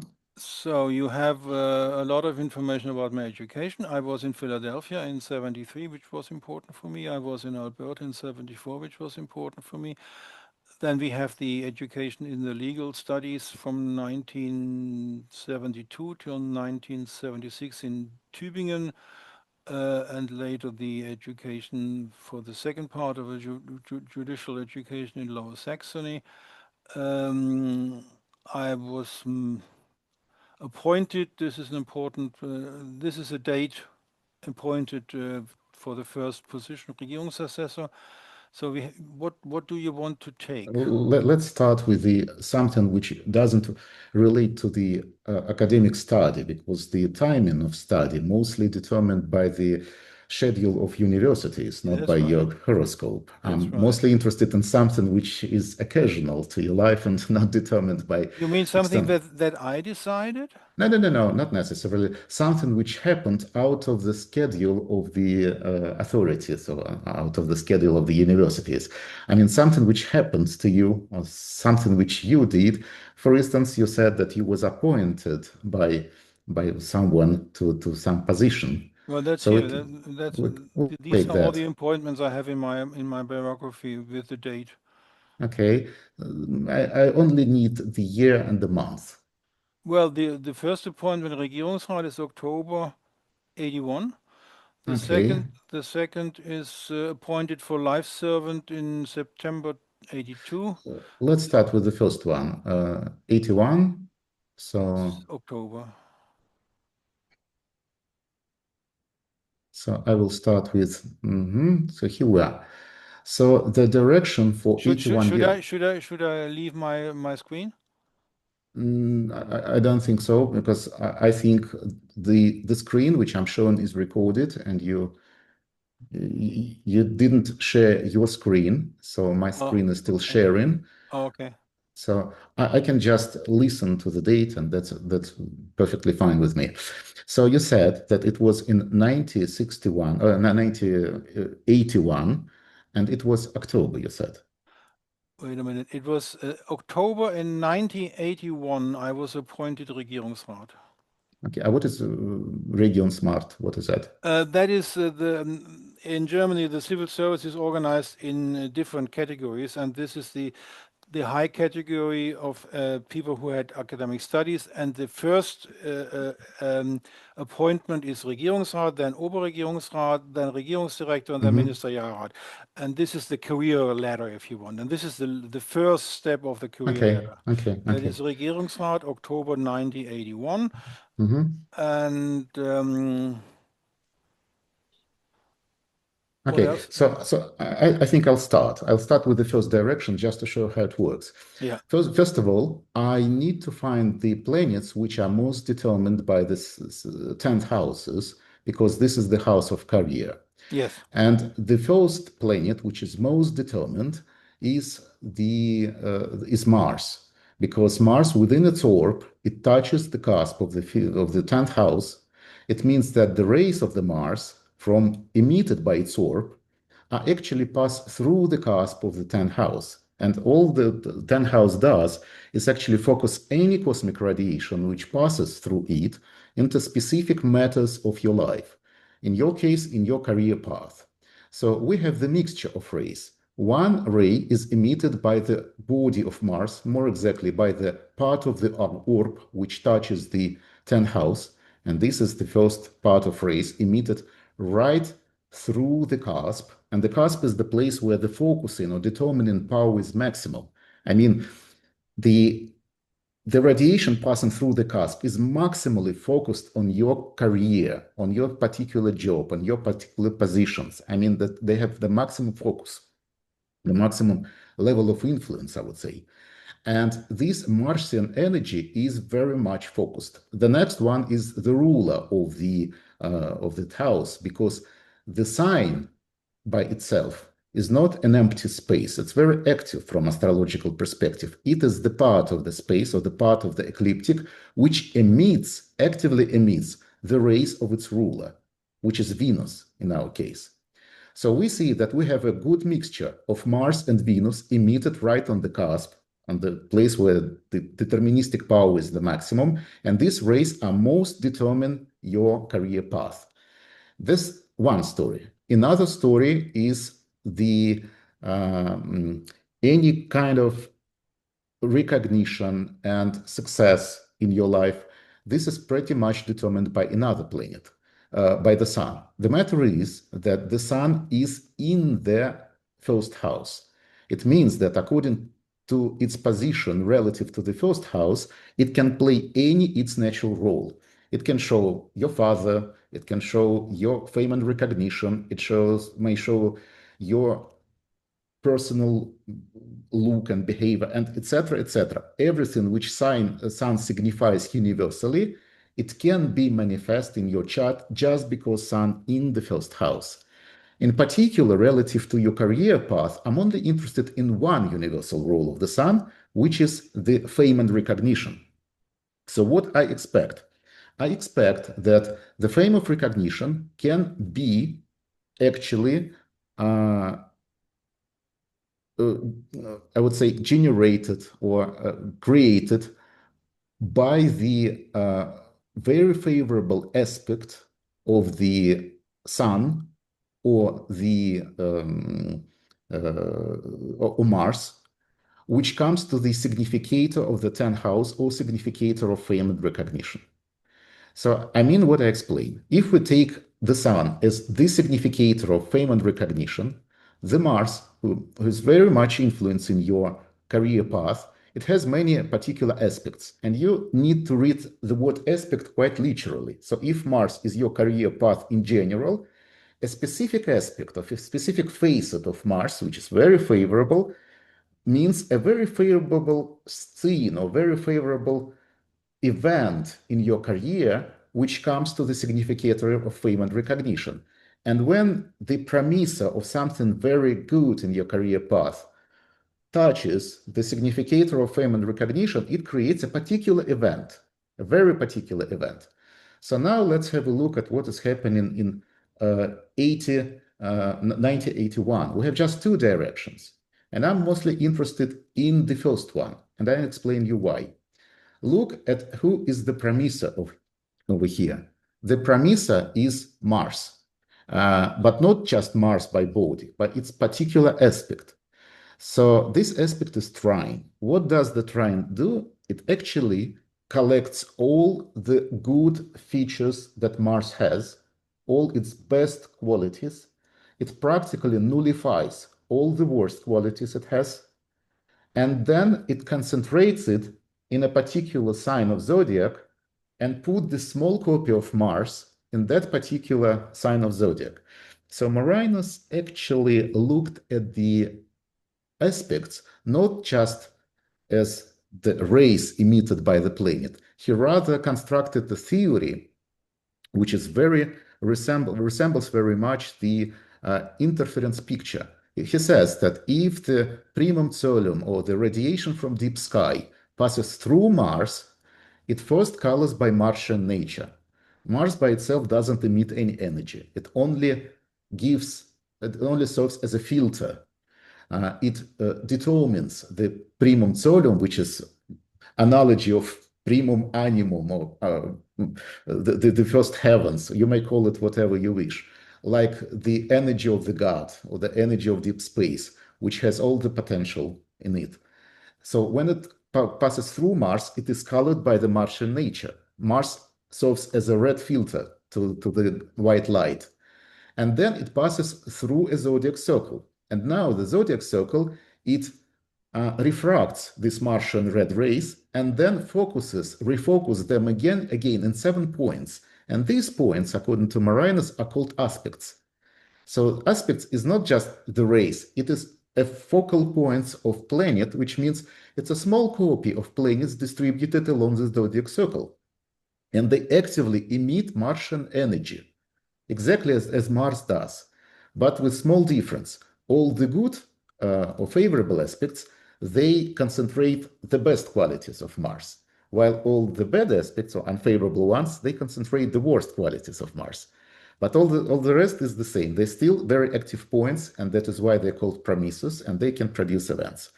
So now let's look at this particular copy of Mars. So this is facet or aspect of Mars, which gathers all the best features that Mars has. What best features Mars has? Relative to the 10th house, it shows your own efforts. I mean, a lot of energy, which is concentrated in your career. Martian energy, very brutal energy, which is very good. It's very positive feature of Mars. And now this aspect of Mars is located right in the sign of Capricorn, in the place of Martian exaltation. And not just somewhere in the sign of Capricorn. It is concentrated right in the middle of the second house.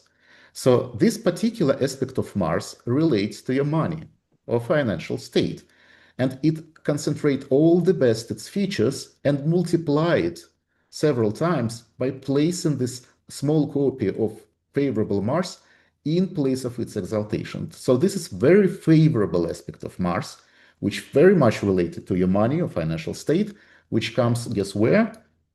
To the natural significator of your fate. So this direction means, and it promises a lot, a big career jump with financial rise, which should happen in March 1981. In fact, it happened in October. So I see the difference of March, April, May, June, July, August, September, and then October. So this is 7 months difference. Normally, when the chart is rectified, the difference should be no more than 3 or 4 months.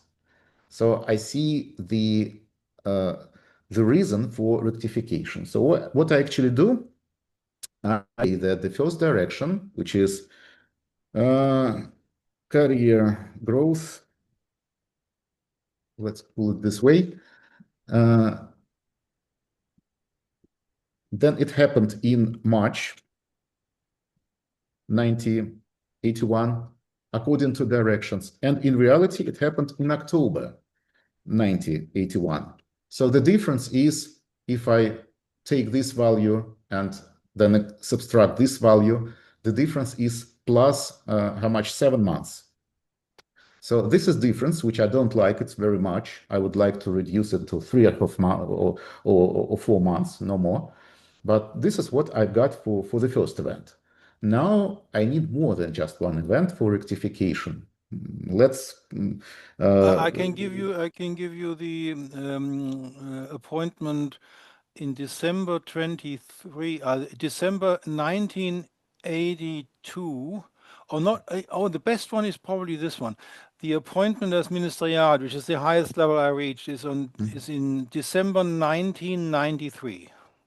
1993. So I will start. December, on the 14th December of 1993, I was appointed ministerial, which is the last position I had in the civil service.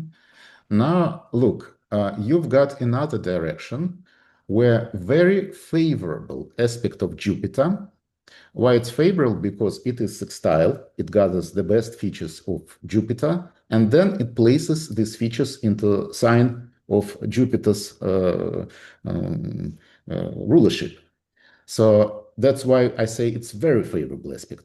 What the Jupiter is? Jupiter is your life path in general. So this is a very favorable aspect or period of your life path, which comes to Mercury.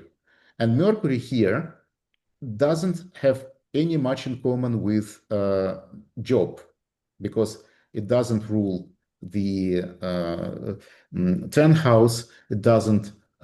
It is not located in the 10th house.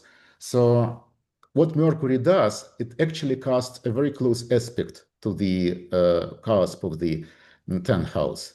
So this is the only connection which Mercury has with the 10th house. So I would say this is not the great significator of your career. So Mercury rather shows your financial sphere connected with your career, but not your position. I mean, that's a small difference, because Mercury physically located in the 2nd house, and it emits its rays from its body, a major part of its rays, through the cusp of the 2nd house, which means it signifies money much more than its particular aspect on the cusp of the 10th house signifies your job. I would say that Mercury mostly signify your money, which has connection with your job, but not the job itself. That's a small difference.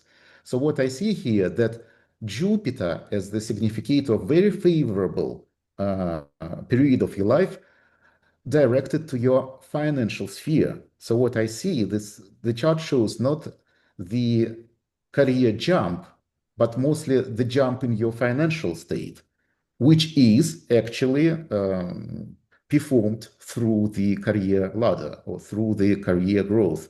But this is not the growth itself. This is mostly, I mean, this direction mostly says about the jump in your financial state.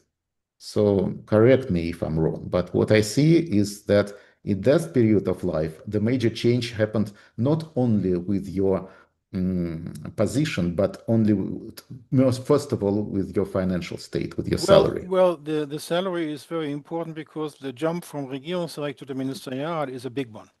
Okay, so I just follow the chart, and I need to say what it says. So I would be glad to appoint Mercury to the significator of the first house, the 10th house, but it is actually significator of your financial state. So this is the jump, first of all, in salary, which is actually performed by the career growth. But anyway, so what I see that this happened, I will call it wealth jump. I will just call it That's jump correct. up. Yeah, Wealth jump. Sorry, it was really a good jump. Okay, and it was in October 1993, according to directions. Let me check that. And when it was, in fact? I was appointed in December 1993. December 1993. This is much better. So we have the difference October, November, December, 2 months. Okay, this is much better. Okay, that's not all. Okay, if we're talking about jump in wealth, I would like to look at the direction to the cusp of the second house, because the directions to the cusp are really rare phenomenon. So if I found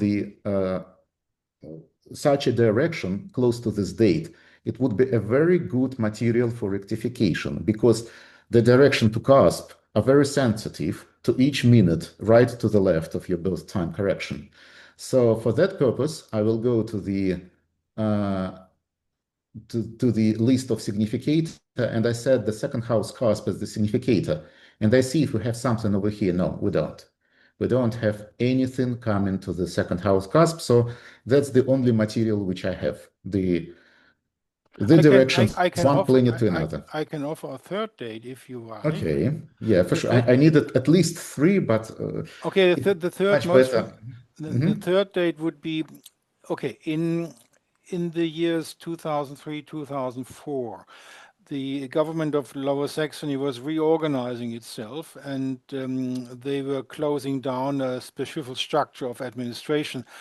And because they had to get rid of a lot of people, they offered all the people in the government to leave early. You were supposed to be at least 55 years of age. And I took this opportunity and applied for this early retirement. And I retired. I left the service on the 31st December 2004 and became a PhD student on the 1st of January 2005 at the Leibniz University in Hanover. So that was a very important date, leaving the government and doing what I wanted to do with my life without any supervisor. So the end of December 2004, and I left the government with a certificate. Your civil service ends on the 31st of December 2004, and I started as a PhD student with Professor Oppermann on the 1st of January 2005. Okay. Let's have a look what we have here. We have just one bright promissa over here, because other promisses are not so bright. I mean, this aspect is moderately favorable, and as usual, moderately favorable aspects, they only allows things to happen, but doesn't actually promise the event. So what promise the event is this aspect of this particular promissa. What it does, it takes the worst qualities of Venus, and Venus is the ruler of your 10th house and your 11th house, which is very important. Again, money from your service. And what worst qualities Venus do have? It is not afflicted by harmful aspect. It doesn't rule bad houses. It is not in exile, not in fall. The ruler of Venus is Saturn, which is malefic without dignity. It is, to some extent, slows down the dignity of Venus, so it's moderately good condition, but it doesn't cancel it. I mean, still, there is nothing really bad in Venus except Saturnian imprint. So Venus is generally neutral. So what the square does, it takes the worst qualities of Venus. But since Venus doesn't have the worst qualities, it just creates a neutral copy of Venus, like Venus peregrine. And where this peregrine copy of Venus falls, it falls right in the place of Venus's rulership. It means that this copy of Venus becomes very dignified from that moment on. And it is located right over here in the fifth house, somewhere here. And the fifth house of pleasure, fifth house of fun, relax, or whatever. But this is still means a very favorable aspect of your career or your income from your service. And this very favorable income from your service comes to the significator of your career, significator of your income of service. So this very favorable direction produces both a very pleasurable situation in your career connected with the fifth house matters, or with the money from your career, the money from the service. As you see, it doesn't actually explicitly says that you will go as a professor to the university. It only says that you will have some money. And again, I will stick to the 11th house of money rather than to the 10th house of your career. Why? Because Venus, it primarily shows money again and again for two reasons. Reason number one, it is located in the second house. It means that her rays, the most concentrated rays emitted by her body rather than by the signs which it rules, the reflected rays over here. So the majority of rays pass through the second house. That's the first reason. And the second reason, it is very well connected with Jupiter, which relatively to the second house denotes money, money, and money again. I mean, that's his primary role relative to the second house. So it means that Venus is very much, when it comes to the primary direction, it is very much connected to money. So when I have a choice to choose Venus as the ruler of the 10th house, as the house of career ladder, or the 11th house as the house of money from your service, I will stick to the second option just because of the resonance of your primary role with this secondary role. Just in the intersection of two possible roles, I always concentrate on most probable ones. And now I see that this direction says that in December 2004, you will have a large salary or money from your service, and that's it. It doesn't say anything about your further career as a professor at the university. And it only provides this very important event according to the schedule of cosmos. So I will write it down, and I say money from service, which this direction suggests, money from service. Well, I got a pension later on. Yes, but that's exactly what this direction suggests. Yes. All the rest, which happens on that direction, this direction actually gives the possibility, only opens the possibility of working as the professor at the university. And I explain you why. I never wanted to become a professor. I wanted to do a PhD. Okay, PhD, sorry, PhD. And for your information, in 2011, I failed. I got non-rete on the discipline. Okay, but what this direction suggests, if you have a look, it takes the best qualities of Mercury, which is the major core ruler of the ninth house. Why? Because its reflected rays penetrates the greatest portion of the ninth house. It means that these rays are pretty much determined by non-house matters on one hand, and on the other hand, naturally Mercury shows science. So ninth house by itself shows religion, science, far journey, etc., etc. And Mercury by its nature shows science and languages and medicine. So in the combination of these two areas, in the overlap of meaning, we have just one, scientist relation activity in any kind. It could be languages, it could be natural science, it could be medicine, all that is Mercurian stuff. But Anyway, I see that this particular aspect, more or less favorable aspect of Mercury, comes to the significator of your career, to the ruler of the 10th house. But the problem with this direction, it is moderately, the premisa is moderately favorable. It's not as bright as the previous premisa, which has very, very, very much dignity. This particular copy of Mercury falls into the sign where Mercury doesn't gain any additional dignity. Mercury is actually is not dignified over here. It is like in a state of peregrine. And now this copy of Mercury falls into the sign which doesn't increase this peregrinage state. So the Mercury, its particular aspect is still weak to produce something vivid, but it opens the possibility for Mercurian nine-house matters. And you got this, you catched this possibility. And it has happened not because of the schedule. It mostly happened because the sky opened this window of opportunity, and you, by your own rational will, Yes. decided to catch this opportunity. Yes. So it was your own decision mostly. Yes. So that was happened. And that is why I don't look at this direction so much. It is not so promising as the previous direction, which tells us about the pension. Okay, so now let's come to the dates. The direction happens in December 2004. It is December 2004. And the actual event happened, remind me when it was? 31st of December. Okay, December I left 2000. the service on the 31st of December 2004, and I Okay. started being a PhD student on the 1st of January 2005. Okay, so now imagine the picture. I will not spend much time continue with dozens of such events, but what I actually do during the rectification, I create this time difference in months between the real date over here and the predicted date. Then I switch the birth date by a minute, and I see how this difference changed. Let's imagine that now it's a six house. This is let be 3 months, sorry, and let it be 1 month, for instance. Then I changed 1 minute again, and suppose it is 5, now it is 4, now it is again 1.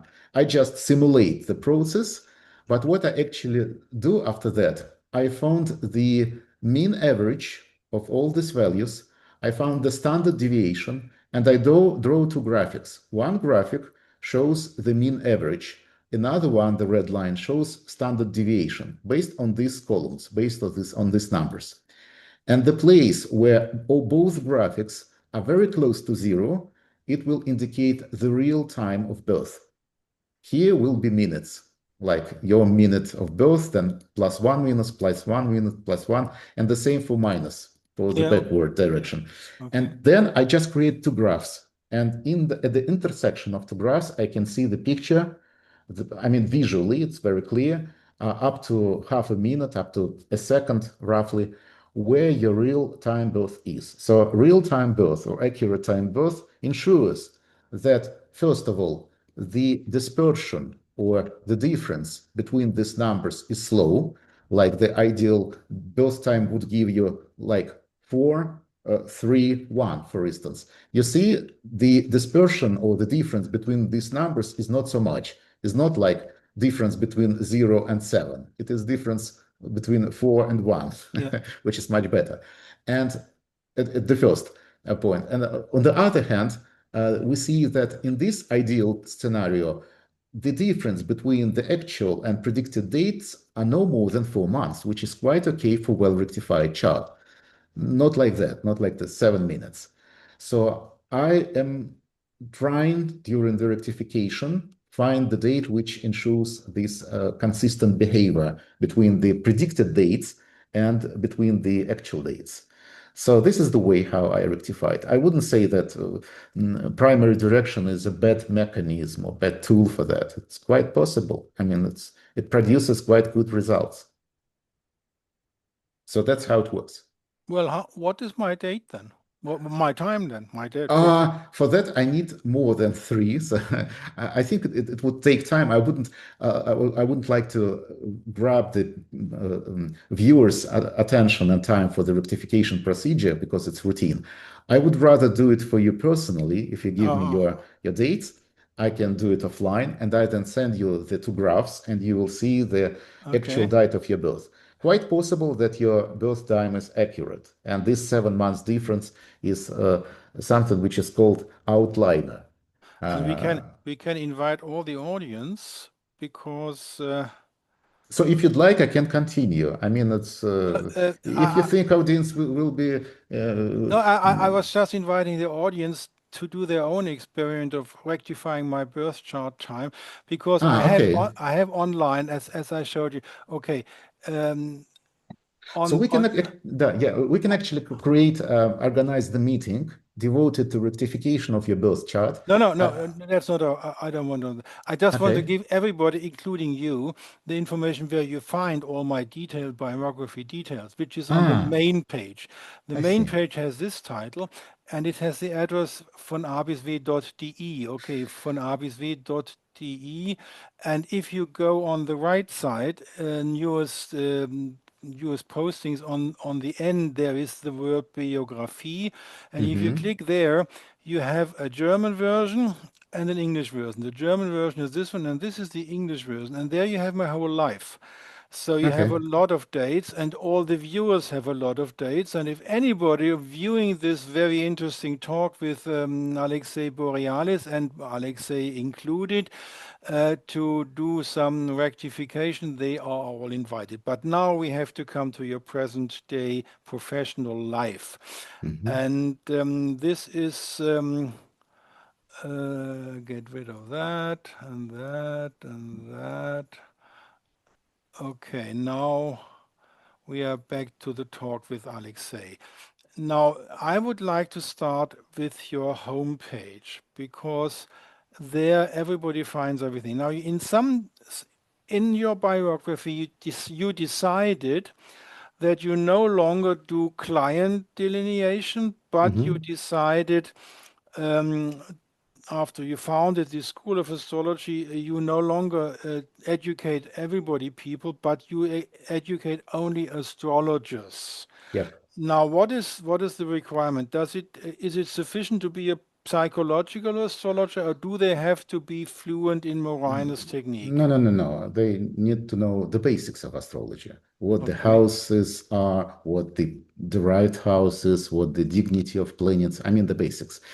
Because I tried to teach Marinus techniques to the absolute beginners, and I failed.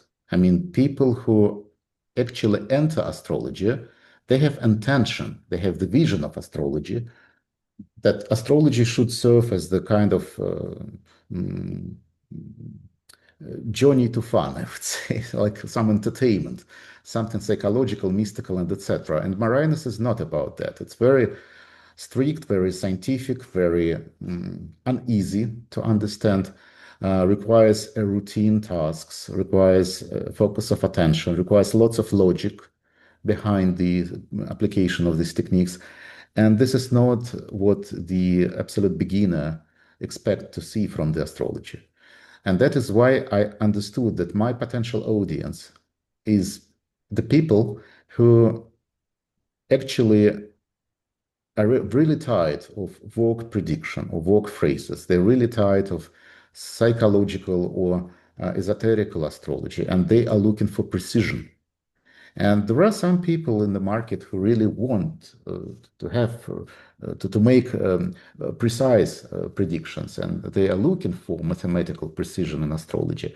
And this is exactly the audience whom I am aimed to.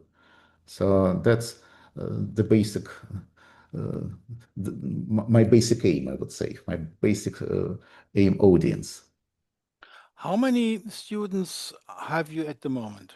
Not so much, no more than a few hundreds. No, not so much. A few hundreds. No more than that. Jesus Christ, that's not, that's much. Other schools are sufficient if they have 15 pupils, and Nope, nope. In Russia nowadays, schools have thousands of people on board at the moment.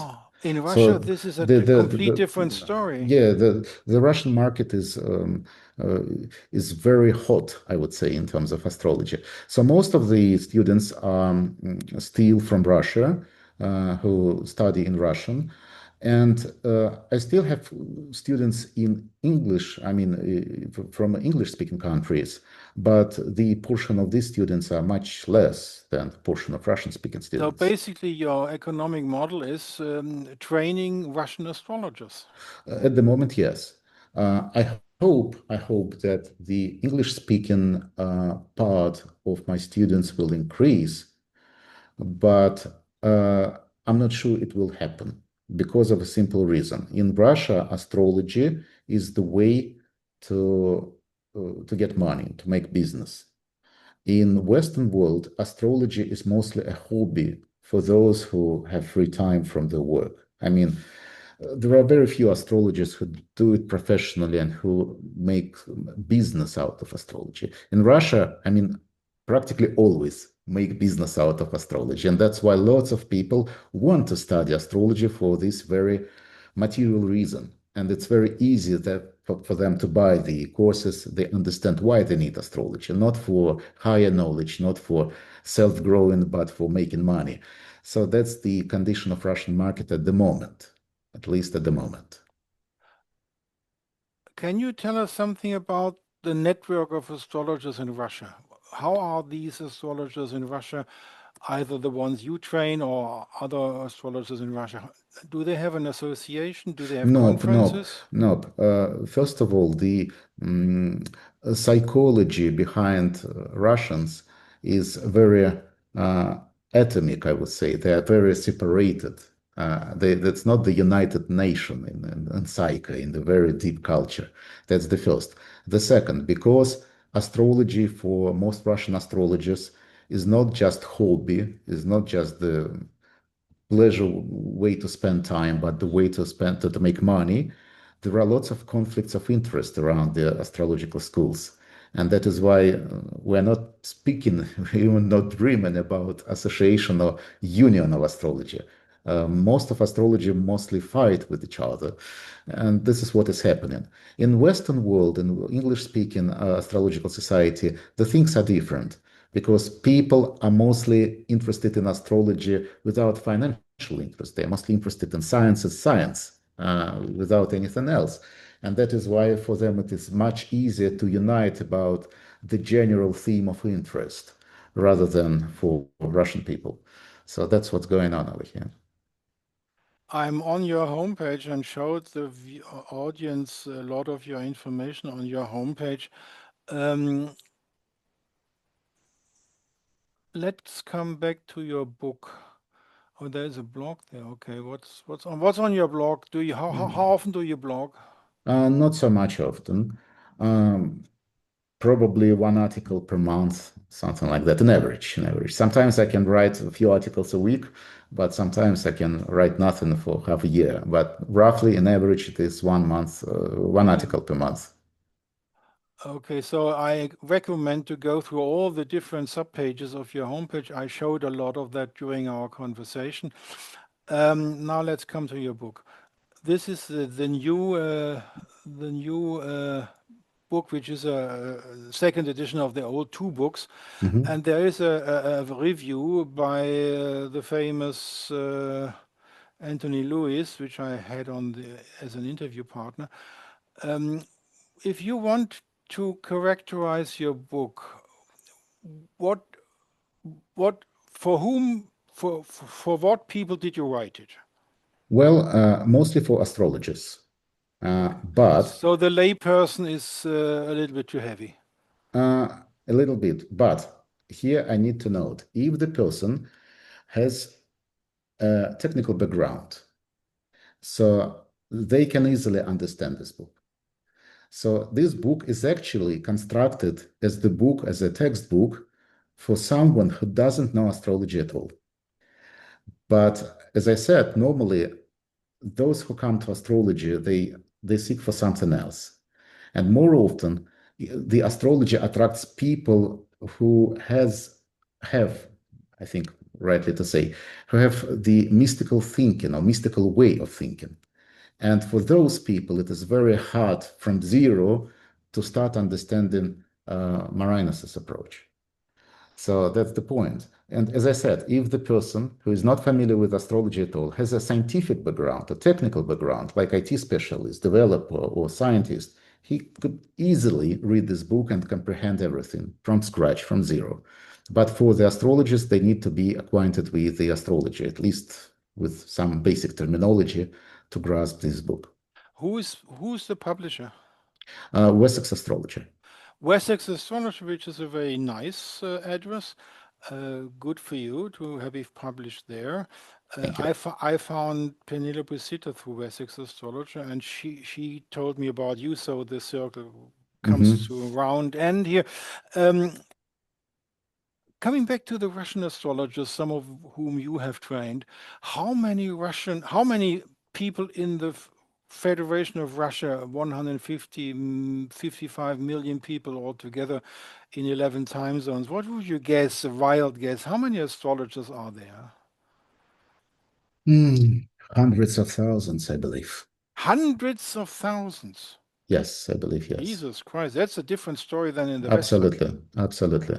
As I And said, the market is hot. Mhm. nobody knows about this except you, right? Who speaks Well, English? uh, probably someone know. I don't know. Not So sure. basically, what you're saying is all those people who offer astrological training, not Marinus, but other schools like vibrational astrology or evolutionary astrology Mhm. or psychological astrology or Hellenistic astrology or medieval astrology, they are missing a market. Oh, well, yes. Well, But as I said, yes. they would need to speak Russian, right? Yes, yes. Unfortunately, Russian people do not speak English at all. I mean, most of them, mostly in general. So basically, you are in a very fine position because you speak Russian, and so you can do the service for the demand. Yes, yes, that's true. How do you like your life today? Well, I would say this is 7 out of 10. Great. Why not 10? Well, there is always something which I don't have but would like to have. Give us some examples. Well, that's very personal, I Okay, would say. that I So, accept that answer always for okay. all my interviewees.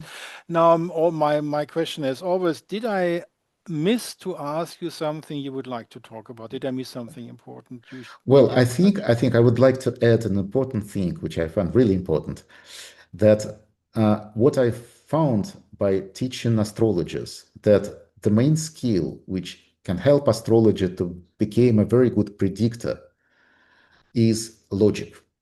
And this skill is often absent among the astrologers. They, as I said, have very mystical thinking or mystical way of thinking, like the right hemisphere of the brain is activated.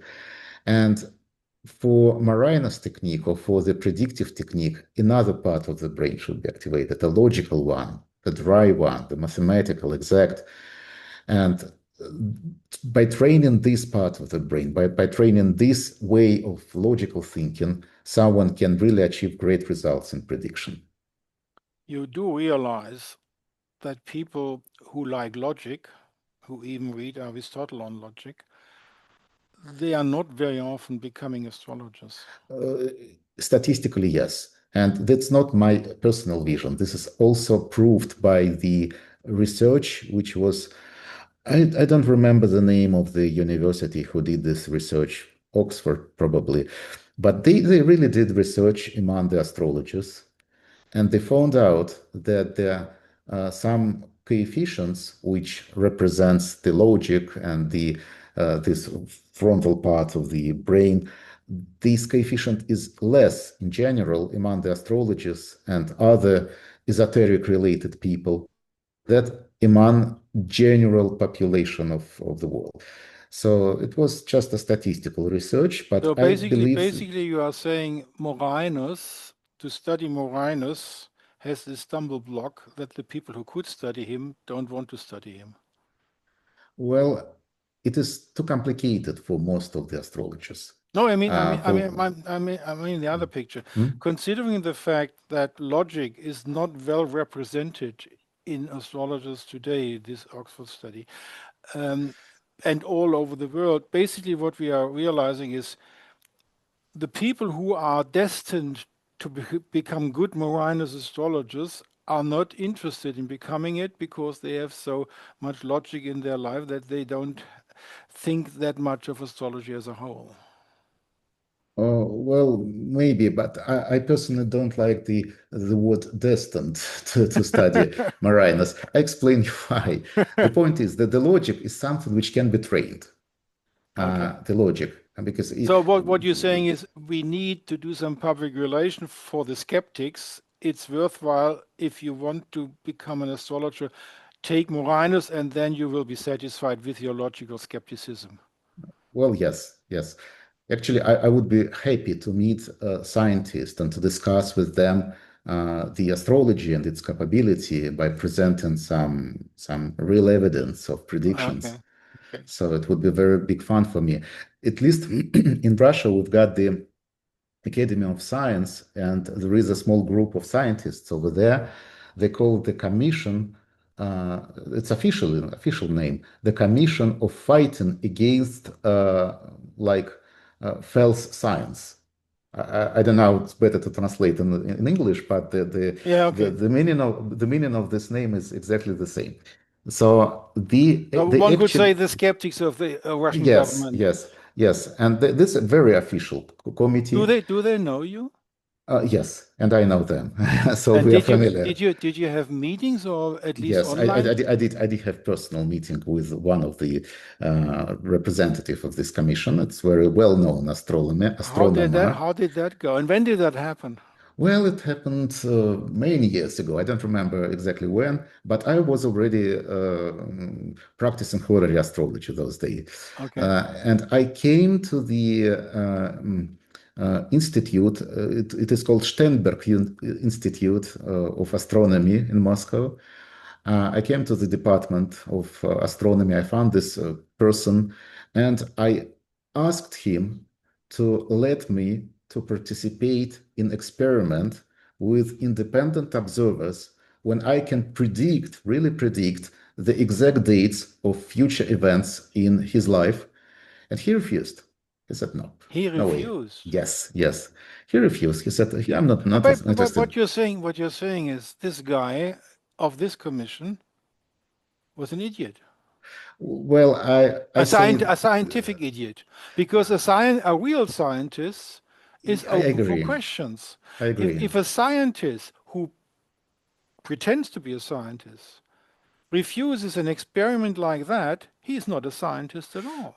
Well, I don't know what exactly he thought Well, I about was me. studying 12 semesters of the philosophy of science. You will Yes. not find one Mhm. philosopher of science who would accept this behavior, this guy. I understand completely. I completely understand. So basically, But what you're saying is the official commission of the Russian government is a commission which should either be abolished or reformed, right? well, I don't say that. I Well, said, you're closer to Russia. You might not be. but no. I'm always accurate in my in my words in any country. But what I want to say that this particular guy, he refused to conduct such an experiment. Then I conducted another person who was in that commission, but remotely via email, and I didn't have any answer from him. So that's it. That's the end of my story. I tried several times to contact scientists, but I failed. So if anybody of our viewers speaks Russian and has government connections to Russia, he should tell the Russian government the strange behavior of Russian officials, right? Well, probably, Yeah, probably. okay. Coming back to the question, did we cover what we wanted to cover today? I think that's it. So you're content with what we did do today? Yes. Okay, so I thank Alexey Borealis with the name he chose by himself for his surname. What was your real last name? Uh, First, I will keep it in secret if you oh, allow. Yes. privacy is important. Yes. So thank you, Alexey Borealis in Moscow. Oh, I forgot to ask, did you meet John Frawley in person in Yes, yes, Warsaw? in Warsaw for sure. We met in conference last December, and probably we'll meet again in this, no, not December, October, and we'll meet again this October because I'm going to attend this conference. Did you become friends? Nope, we quite officially, I mean, We are introduced just it, and that's it, colleagues and and that's it. pupil mentor, but it didn't go as far as to invite each other to your private homes Nope, no, no, and doing some vodka over time. no Okay. way. Okay. So back to the thanks. Thanks for Alexey Borealis, and thanks Thank to you. the viewers of this very interesting and very intriguing discussion. And I stop the recording.